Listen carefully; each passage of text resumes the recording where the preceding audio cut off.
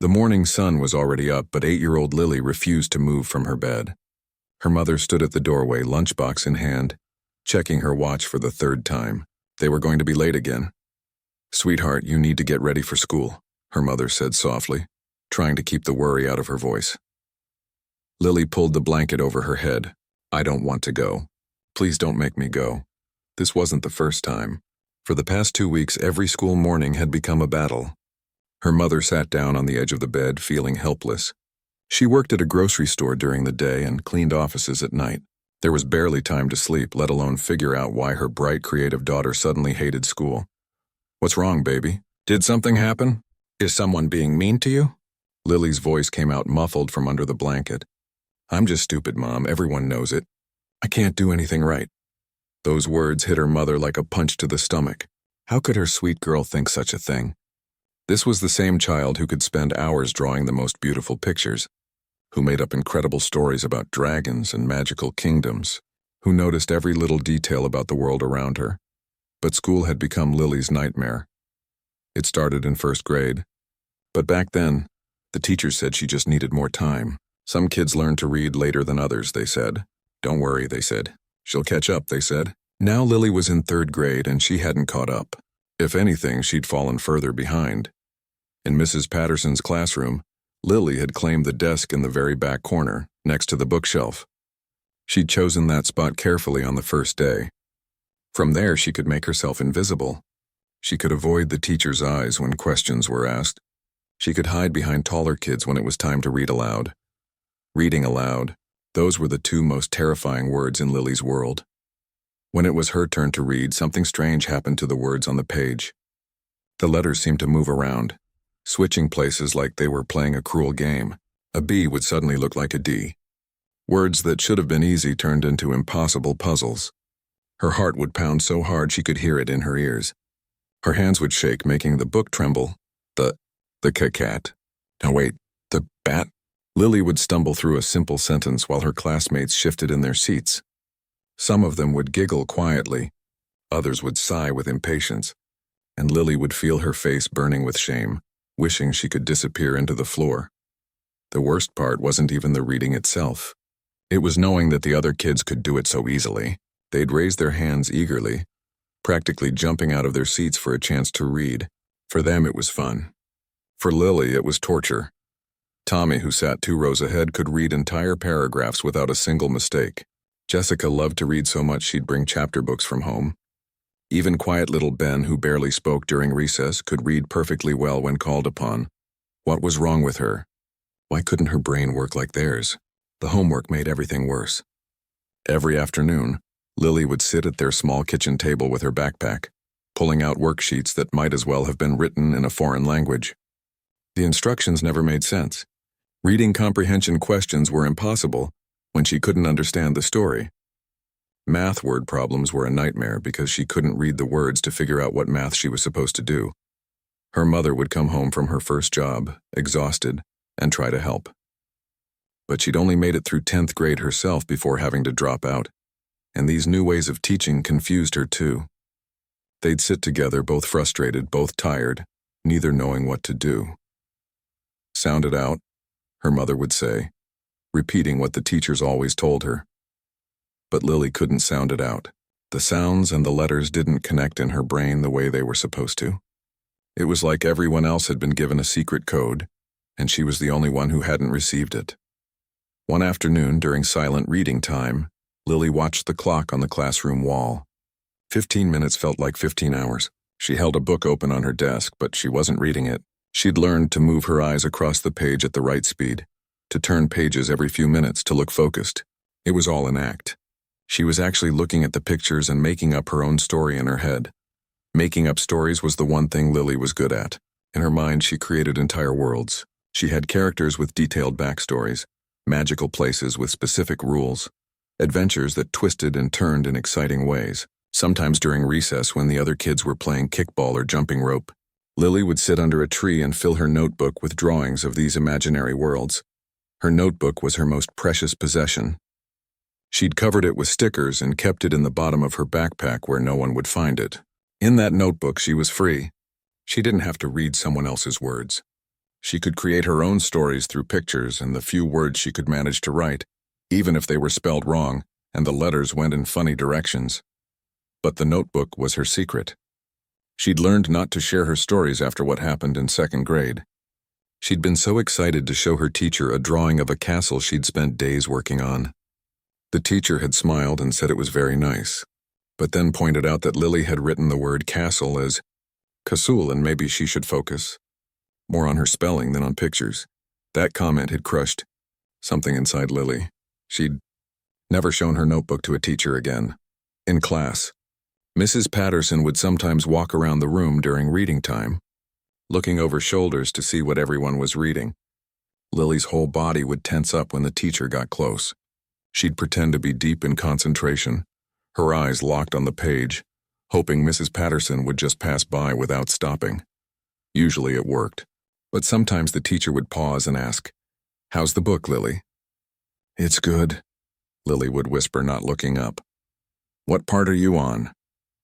Lily's mind would race, trying to remember the pictures she'd seen. The part where they're at the house?" Mrs. Patterson would nod slowly and move on. Lily never knew if the teacher believed her or not. The other kids had started to notice that Lily was different. They didn't invite her to read together during partner work. During group projects, they'd divide up the work and give Lily the job of drawing the poster or coloring the diagram. Nobody said it out loud, but everyone knew Lily couldn't really read. At lunch, she'd sit at the end of the table, eating quietly while conversations flowed around her. The other girls would talk about books they were reading, comparing stories and characters. Lily would just nod along, pretending she knew what they were talking about. The loneliness was almost worse than the shame. Every day, walking into school felt like walking into a place where she didn't belong. Every assignment felt like proof that she wasn't smart enough. Every time the teacher called on her, Lily's stomach would drop. And now, lying in bed on this Tuesday morning, Lily had made a decision. She couldn't do it anymore. She couldn't face another day of feeling stupid, of being the kid who couldn't read, of watching everyone else succeed while she failed. "I'm not going back," she told her mother that morning, her voice firm despite the tears. "I can't do school. I'm not smart like the other kids. I'll never be able to read like them. So what's the point?" Her mother didn't know what to say. She pulled Lily close and held her tight, feeling her daughter's small body shake with sobs. All she could do was rock her gently and wonder how everything had gone so wrong. Neither of them knew that this moment, this breaking point, was actually the beginning of something beautiful. They didn't know that someone had been watching more carefully than they realized. They didn't know that change was coming, led by a teacher who saw what others had missed. But that morning, all they knew was heartbreak. And Lily stayed home from school, convinced her future was already decided. Mrs. Patterson had been teaching third grade for 15 years. She'd seen hundreds of students walk through her classroom door, each one different, each one special in their own way. But something about Lily had caught her attention from the very first week of school. It wasn't that Lily was disruptive or difficult. Actually, it was the opposite. The little girl was too quiet, too withdrawn, too eager to disappear. Mrs. Patterson had learned over the years that the kids who acted out weren't always the ones who needed help the most. Sometimes the ones suffering the deepest were the ones who made themselves invisible. She'd started watching Lily more closely about a month into the school year.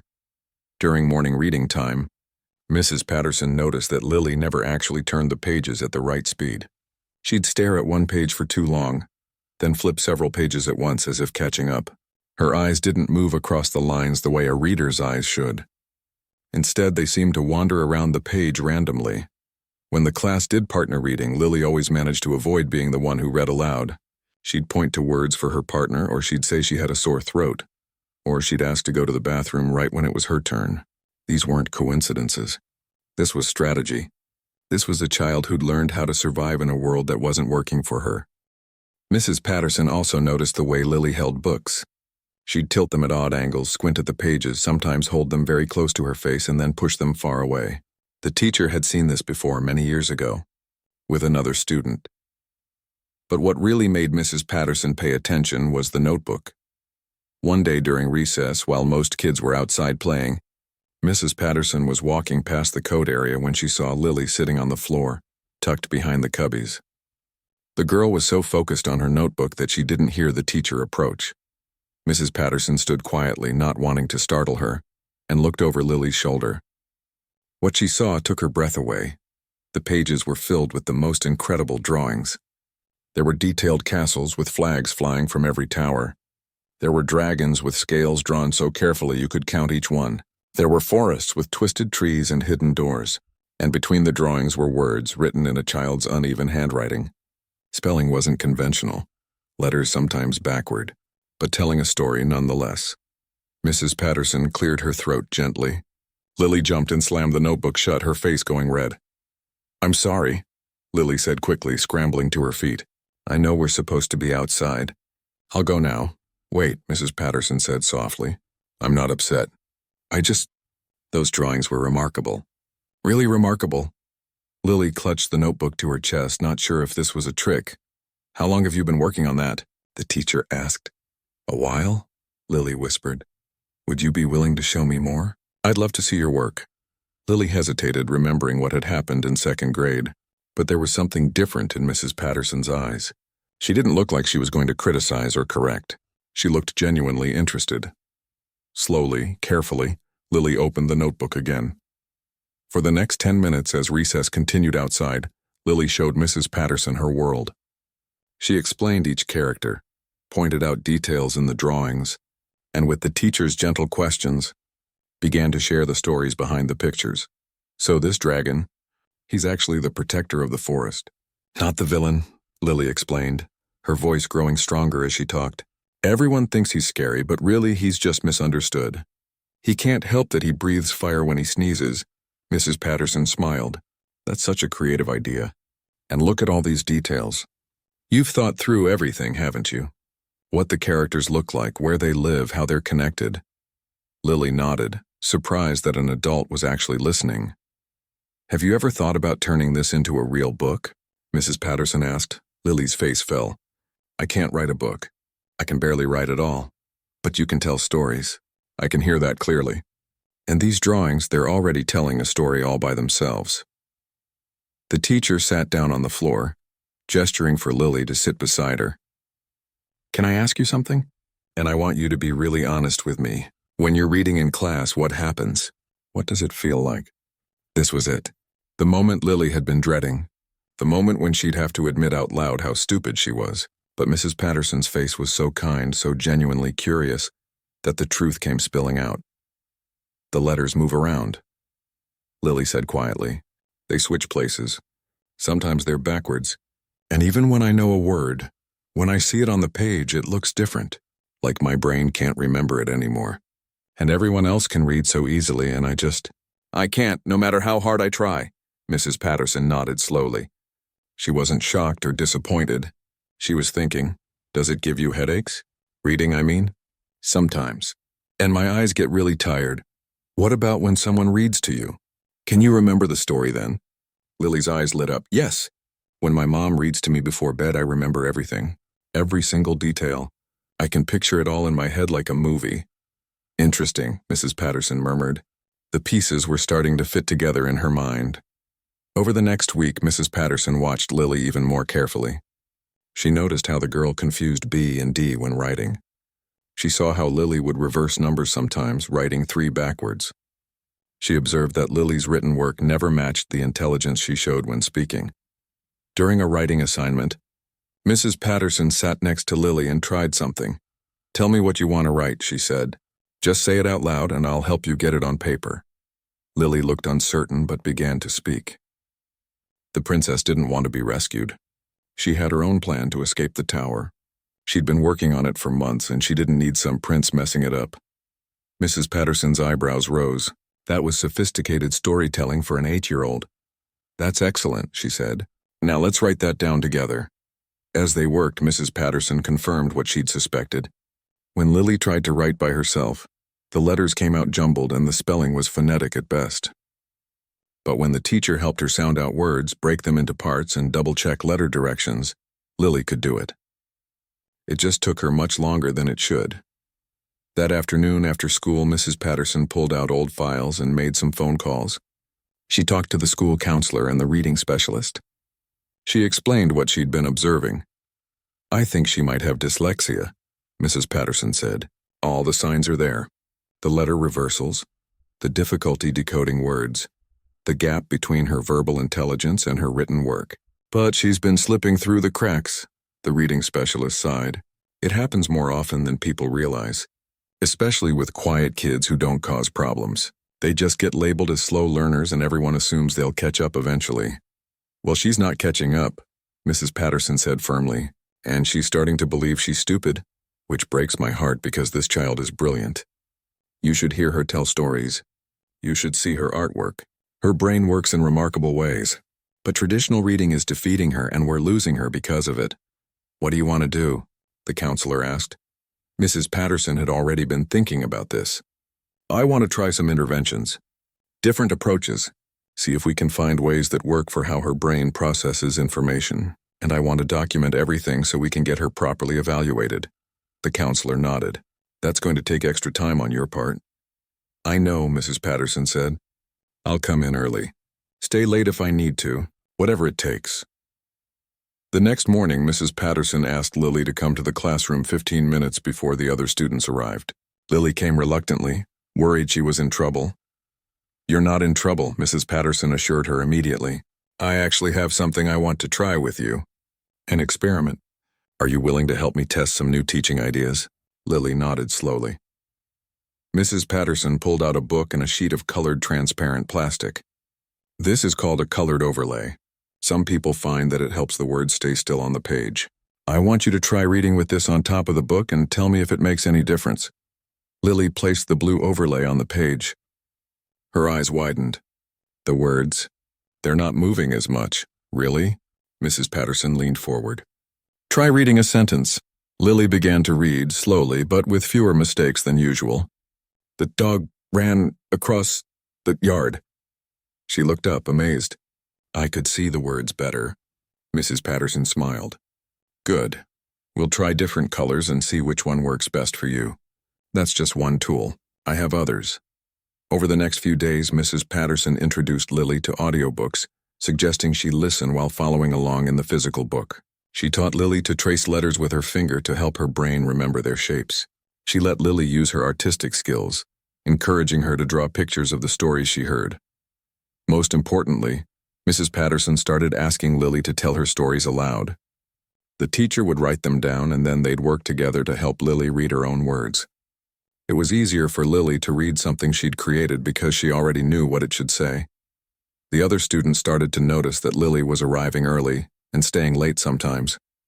But instead of teasing her, they seemed curious. "How come Lily gets special time with you?" Tommy asked one day. Mrs. Patterson smiled. "Because every student is different and good teachers figure out what each person needs. Lily and I are working on some projects together. Just like how you and I sometimes work on your math during lunch, Tommy." She made it sound normal, not special or remedial. Just different ways of learning. Lily was still struggling. She was still behind. But for the first time in years, she didn't feel completely hopeless. Someone finally understood that she wasn't stupid. Someone was actually trying to help in ways that made sense. One morning, as they worked together, Lily looked up at Mrs. Patterson and asked quietly, "Why are you doing all this for me?" The teacher put down her pen and looked Lily right in the eyes. "Because you deserve it. Because you're smart and creative and capable. And just because reading is hard for you doesn't change any of that. My job isn't to teach every kid the exact same way. My job is to help each kid learn in the way their brain works best. And we're going to figure out your way, Lily. I promise you that." For the first time in months, Lily felt something she'd almost forgotten. Hope. Mrs. Patterson spent her entire weekend at the kitchen table, surrounded by books, research papers, and teaching materials. Her husband brought her coffee and sandwiches, shaking his head with a knowing smile. He'd been married to her long enough to recognize when she was on a mission. "Let me guess," he said, setting down a cup of coffee. "You've got a student who needs you." Mrs. Patterson looked up, her reading glasses sliding down her nose. "She's 8 years old and she thinks she's stupid. Can you imagine? This incredibly bright, creative child who's convinced there's something wrong with her, when really the problem is that nobody's been teaching her the way she needs to be taught." "So you're going to fix it," her husband said. It wasn't a question. "I'm going to try," she said. I'm going to try everything I can think of. And she meant it. By Sunday night, Mrs. Patterson had a plan. Not just a regular lesson plan, but a complete approach designed specifically for how Lily's brain worked. She'd read everything she could find about dyslexia and multisensory learning. She'd ordered special materials with her own money. She'd even called a friend who specialized in learning differences to ask for advice. Monday morning, she arrived at school an hour early, her car loaded with supplies. She set up a small corner of the classroom with everything she'd need for her work with Lily. Colored overlays in different shades. Textured letters that Lily could trace with her fingers. Audiobooks with accompanying physical copies. Art supplies. A comfortable cushion for sitting. And a brand new notebook with a beautiful cover. Ready for Lily's stories. When Lily arrived for their morning session, her eyes went wide at the new setup. "What's all this?" she asked. "This is your learning corner," Mrs. Patterson said. "I spent the weekend thinking about how to help you, and I realized we need to work with your strengths. You're an artist. You're a storyteller. You think in pictures, so that's how we're going to learn." She pulled out a shallow tray filled with sand. "See this? We're going to practice letters, but not with pencil and paper. Watch." Mrs. Patterson drew a letter in the sand with her finger, making it large and clear. "Your turn. Trace it with your finger. Feel the shape."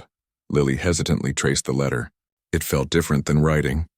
She could feel the curves and lines in a way that made sense to her body, not just her eyes. "Good," Mrs. Patterson said.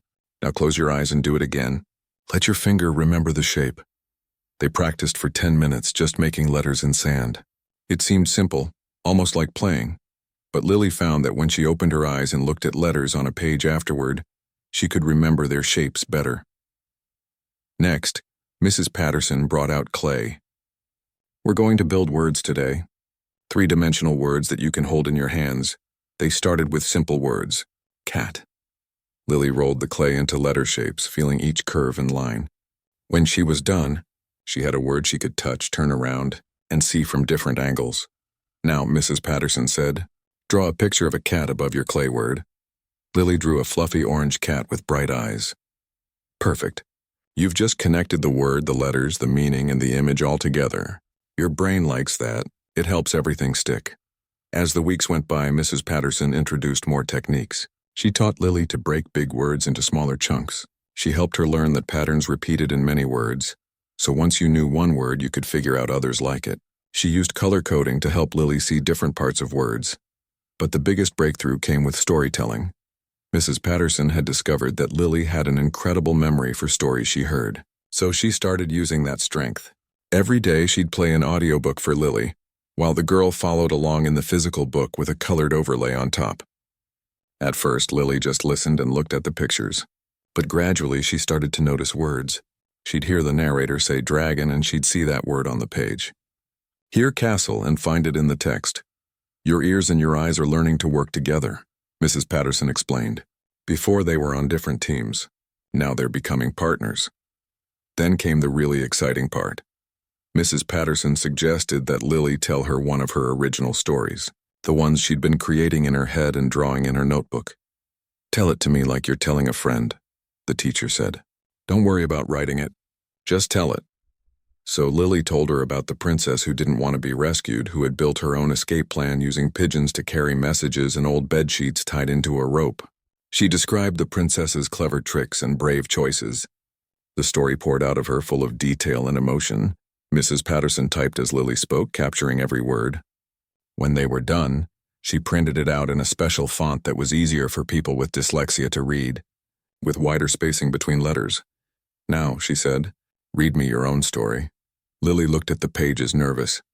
But something was different. These were her words, her ideas. She knew what was supposed to come next. And with the special font and the colored overlay, the letters weren't dancing around quite as much. She began to read. "The princess didn't want to be rescued. It was slow." She stumbled, but she was reading her own creative work. When she finished the first paragraph, she looked up at Mrs. Patterson with tears in her eyes.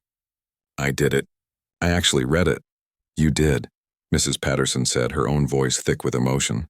"And tomorrow we'll read it again and it'll be easier. And the next day, even easier, because your brain is learning that you can do this." Mrs. Patterson also changed how she worked with Lily during regular class time. She couldn't give Lily hours of one-on-one attention every day without neglecting the other students. So she got creative. She started using more visual learning for the whole class, which helped everyone, not just Lily. She incorporated movement and hands-on activities. She let students show their understanding in different ways, not just through written tests. When it was time for book reports, she told the class they could present their report as a written essay, a poster, a diorama, or an oral presentation with drawings. Most kids picked what was easiest. Lily picked drawing and speaking, and her report on a story about wolves was so detailed and well-researched that the other kids were impressed. "How did you remember all that?" Tommy asked. "I listened to the audiobook," Lily said, gaining a bit of confidence. 3 times. Tommy nodded, not judgmental, just curious. "Cool." Mrs. Patterson also started sending home special materials for Lily's mother. She included notes explaining what they were doing and why, and how her mother could help. Lily's mother was amazed by the change in her daughter. The morning battles about school had stopped. Lily was actually excited to go to her early morning sessions with Mrs. Patterson. She talked about what she was learning. She seemed happier. One evening, Lily's mother wrote a note to the teacher. She apologized for the messy handwriting and the simple words. She explained that she'd struggled in school too, that reading had never been easy for her either. She thanked Mrs. Patterson for seeing something in Lily that others had missed. Mrs. Patterson read that note and suddenly understood so much more. Dyslexia often ran in families. Lily's mother had probably struggled with the same thing, back when there was even less help available. She'd probably been told she was slow or lazy. She'd probably given up on school just like Lily had been about to do. The teacher wrote back, suggesting that some of the techniques Lily was learning might help her mother too. She included information about adult literacy programs in the community. In the classroom, Mrs. Patterson kept detailed notes on everything she tried with Lily and what worked. She documented Lily's progress, which was slow but steady. She saved examples of Lily's work, showing the gradual improvement.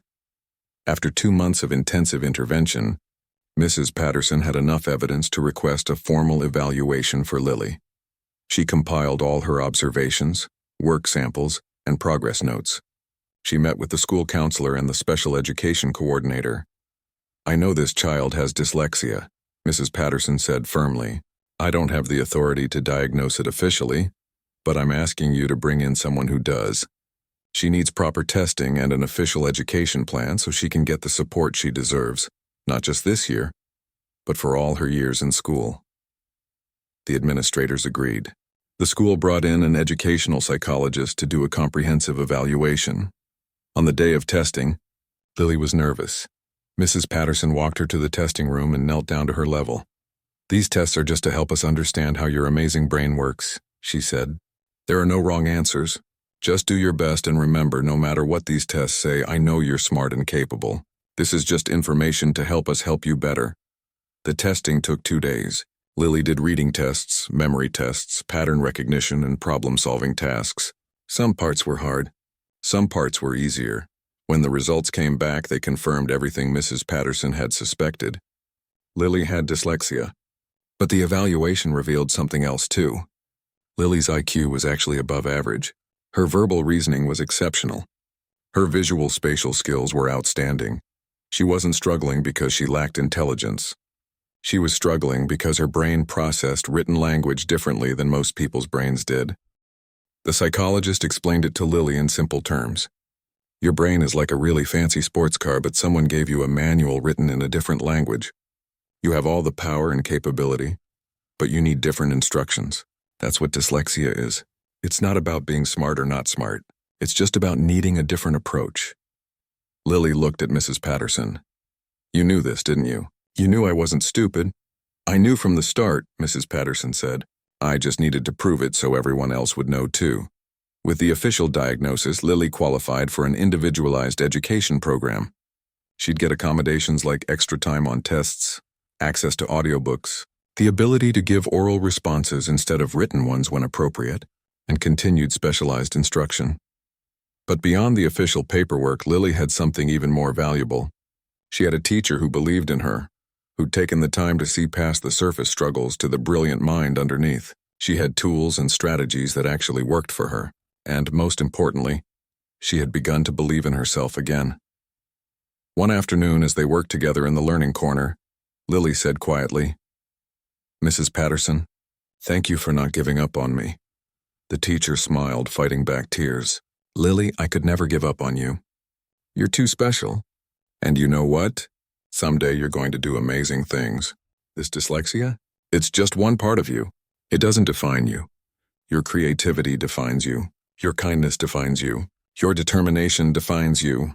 Lily hugged her notebook, the one filled with stories and drawings, and for the first time, she let herself believe that maybe, just maybe, her teacher was right. 3 months had passed since Mrs. Patterson started working with Lily. The change wasn't dramatic in the way you might see in movies, where someone suddenly reads perfectly overnight. Real progress was quieter than that. It came in small victories that built on each other day by day. Lily could now read simple chapter books with her colored overlay and the special font. She still read slower than other kids her age, and she still had to work harder at it. But she could do it. More importantly, she'd stopped believing she was stupid, but Mrs. Patterson knew that Lily needed more than just academic progress. She needed something that would show her, and show everyone else, that her different way of thinking was actually a strength, not a weakness. That's when the teacher saw the announcement in her email. The district was holding a young authors contest. Students could submit original stories, and the winning entries would be published in a real book that would be printed and distributed to all the schools. Mrs. Patterson immediately thought of Lily. The girl's imagination was extraordinary. Her stories were creative and detailed. But there was a problem. The contest required a written submission. Lily could tell brilliant stories, but writing them down was still incredibly challenging for her. Then Mrs. Patterson had an idea. The next morning, during their session, she brought up the contest casually. "Lily, I saw something interesting. There's a writing contest for students. I was thinking, you should enter." Lily's face fell. "I can't write good enough for a contest, but you can tell stories better than anyone I know.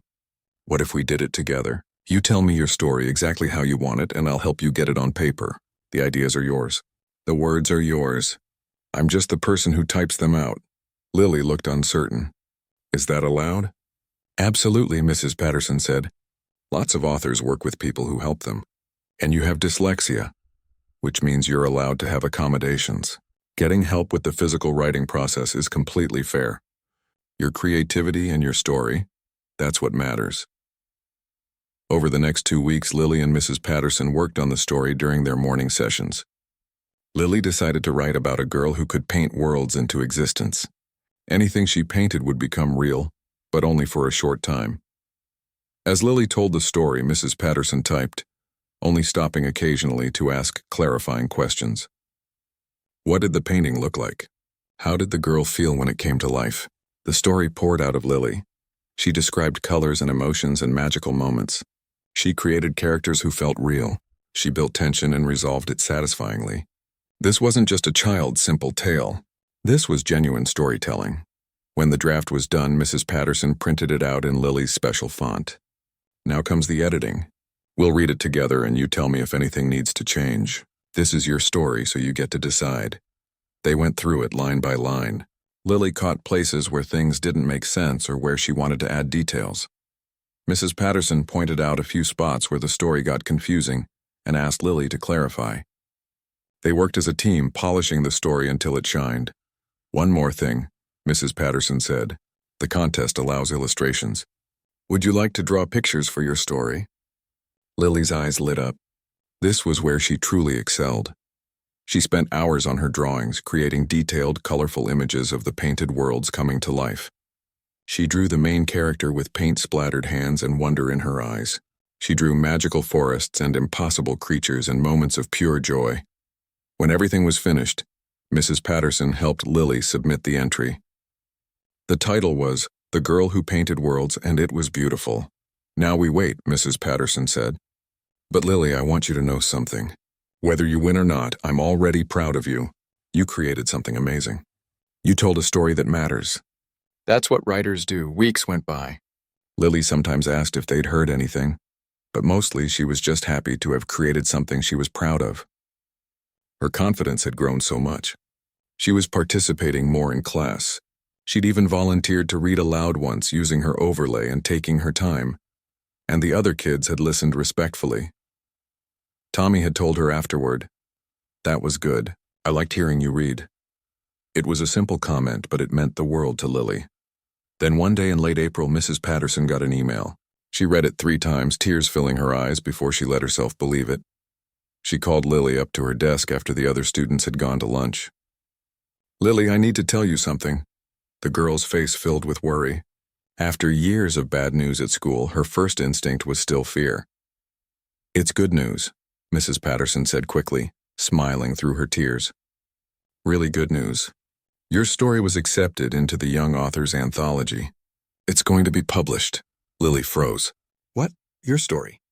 "The Girl Who Painted Worlds. It's going to be in a real book with your illustrations. You're going to be a published author." "But I can't even read right," Lily whispered. Mrs. Patterson knelt down and took Lily's hands. "Listen to me. You have dyslexia. That means reading and writing are harder for you than for some other people. But it doesn't mean you can't do it, and it definitely doesn't mean you're not a real writer. Some of the most famous authors in history had dyslexia. They just had to work harder and find their own way. And that's exactly what you're doing." Lily's eyes filled with tears. "My story is going to be in a book?" "Your story is going to be in a book," Mrs. Patterson confirmed. Lily threw her arms around her teacher and started crying. Happy tears this time. Healing tears. Tears that washed away months and years of believing she wasn't good enough. Mrs. Patterson decided not to tell the class yet. She wanted to wait for the actual books to arrive. She wanted Lily to see her name in print, to hold the physical proof that she was capable of amazing things. 6 weeks later, a box was delivered to the classroom.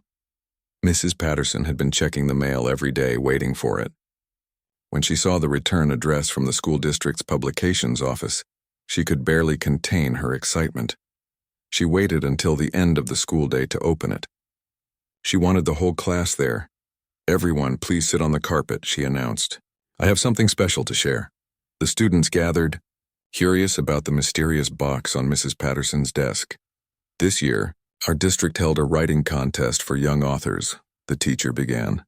Hundreds of students from schools all across the district submitted stories. A panel of judges read every single one and selected the very best to be published in this anthology. She held up the box. "This box contains those books, and someone in this classroom has their story inside." The students buzzed with excitement, guessing who it might be. They named the kids who were the strongest readers and writers in the class. Nobody said Lily's name. Mrs. Patterson opened the box and pulled out a book. It was slim but professional looking, with a colorful cover that said Young Authors Anthology, Volume 14. "The author who is being published," Mrs. Patterson said, looking directly at Lily, "is someone who has worked incredibly hard this year. Someone who has overcome challenges that most of us can't even imagine. Someone who proved that creativity and determination matter more than test scores." Lily's face turned red. She knew what was coming, but couldn't quite believe it. "Lily," Mrs. Patterson said softly. "Come here." Lily stood up on shaky legs and walked to the front. The other kids were silent, surprised, and curious. Mrs. Patterson opened the book to a marked page and handed it to Lily. "Read the title of this story." Lily took the book, her hands trembling. Using the strategies she'd learned, she read slowly and clearly, "The Girl Who Painted Worlds," by Lily. The classroom erupted in applause. Tommy shouted, "No way! That's so cool." Jessica jumped up and down. "Lily's a real author." Even Ben, who rarely showed emotion, was clapping enthusiastically. Mrs. Patterson let the celebration continue for a minute before quieting everyone down. "Lily has something she'd like to share with you. She's going to tell you a little bit about what this year has been like for her." This had been Mrs. Patterson's idea. She thought it was important for the other kids to understand what Lily had been going through and what she'd overcome, and Lily had agreed nervously to share her story. "I have dyslexia," Lily said, her voice quiet but growing stronger. "It means my brain works different when I read and write. For a long time, I thought it meant I was stupid. I thought I could never be good at school stuff." She looked at Mrs. Patterson, who nodded encouragingly.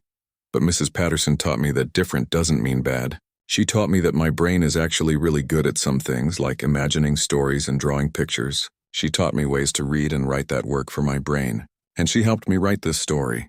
She held up the book. I'm still not the fastest reader. I still have to work really hard at stuff that's easy for other people. But I'm not stupid. And I can do things I never thought I could do. The classroom was completely silent. Every child was listening, truly listening. So if any of you are struggling with something, Lily continued, or if you feel like you're not good at school, maybe you just need to find your own way to do it. Maybe you need someone to help you figure out how your brain works best. She sat back down, her cheeks flushed but her eyes bright. Mrs. Patterson addressed the class. What Lily just shared took a lot of courage. And I want all of you to understand something important. Every single person learns differently. Some of you are amazing at math but struggle with art. Some of you are great readers but find science hard. Some of you have dyslexia like Lily, or other learning differences that make certain things more challenging. She paused, making eye contact with each student. None of that makes anyone better or worse than anyone else. It just makes us all different. And that's okay. Actually, it's better than okay. It's what makes our classroom interesting. That afternoon, Mrs. Patterson gave every student a copy of the anthology. She'd ordered extras with her own money so the whole class could have one. On the bus ride home, Lily sat next to a girl named Rachel who'd never really talked to her much before. Your story was really good, Rachel said shyly. Can I ask you something? Sure, Lily said. I'm not good at reading either. I didn't know there was a word for it like dyslexia. Do you think Mrs. Patterson would help me too? Lily smiled. Yeah, I think she helps everyone who needs it. You just have to ask.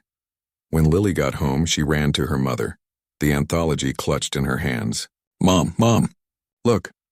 Her mother looked at the book, saw Lily's name, and burst into tears. Baby, you did this. This is really your story? With Mrs. Patterson's help, Lily said. But yes, I'm a published author. Her mother pulled her close and held her tight.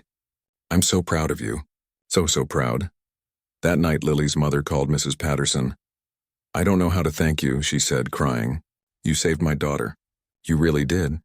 I just showed her what was already there, Mrs. Patterson said. Lily saved herself by not giving up. Lily kept that anthology on her nightstand.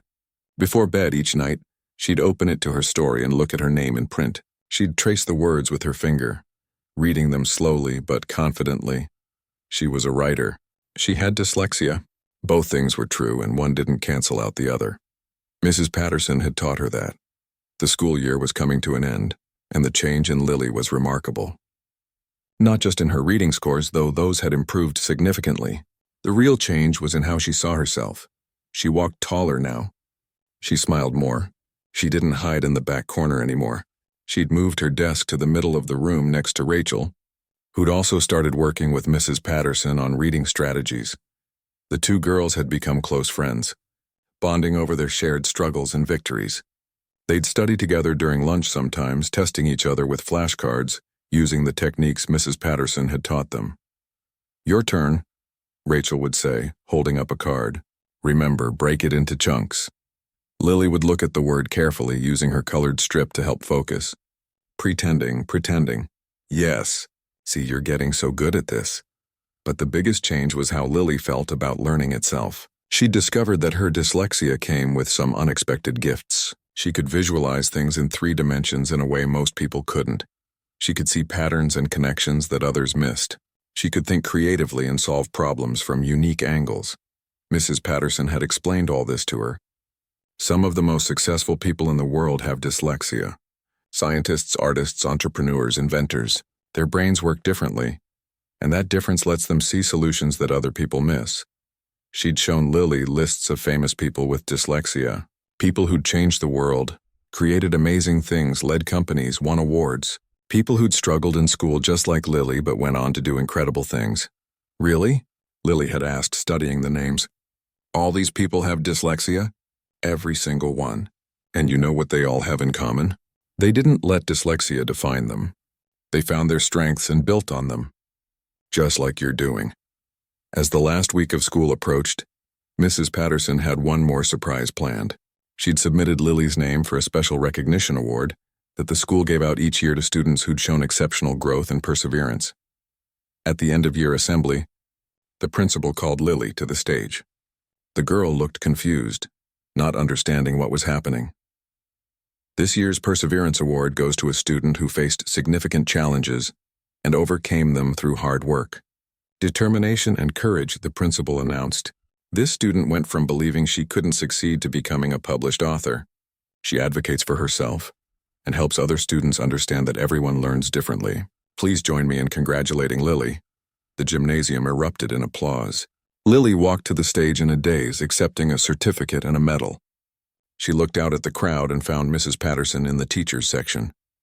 Her teacher was crying happy tears and clapping so hard her hands must have hurt.